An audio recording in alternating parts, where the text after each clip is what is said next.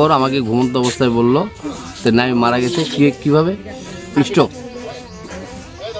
কথা বুঝছেন কিনা? তারপর আমি ঘুমাই গেছি। ঘুমাই যাওয়ার কিছুক্ষণ পর আমি উঠে গোসল টোসল করে তাই আসলাম।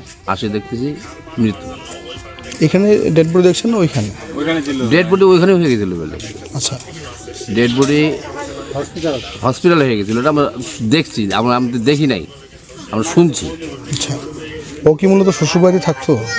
এখানে আসে খাওয়া দাওয়া করে আবার রাত 1টা-1:30টার দিক চলে যেত, ওখানে থাকতো।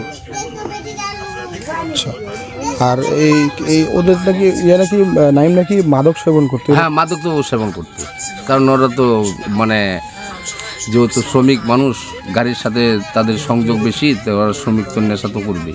আপনার বিয়ে বাড়িতে কি শুনছেন? আপনাদের কোনো অভিযোগ আছে কি না? শ্বাস প্রশ্বাস না, কোনো অভিযোগ নাই। আমার ছেলের জন্য কোনো অভিযোগ নাই। কিভাবে কখন শুনছিলেন আপনি? এটা সকালে শুনছি।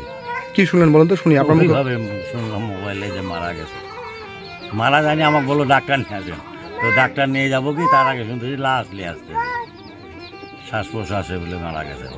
ছেলে কি ওই শ্বশুরবাড়ি থাকতো? হ্যাঁ, বহুদিন ধরে থাকতো, বছর 3 ধরে। বছর 3 ধরে বাসায় যাতায়াত করতো? হ্যাঁ, আসতো, যাইতো। কালকে ভাত খাইয়ে গেছে 12টা থেকে। বিয়ে বাড়ির সম্পর্কে আপনাদের কোনো অভিযোগ নাই তো? নাই, কিচ্ছু নেই, কারোর মধ্যে কোনো অভিযোগ নেই।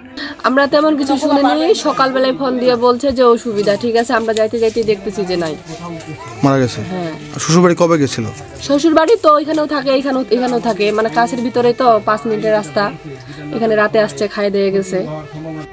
পুলিশ জানায় মরদেহ উদ্ধার করে ময়নাতদন্তের জন্য ঠাকুরগাঁ আধুনিক সদর হাসপাতালের মর্গে পাঠানো হয়েছে। এ ঘটনায় বালিডাঙ্গি থানায় একটি অপমৃত্যুর মামলা করেছে নাইমের বাবা।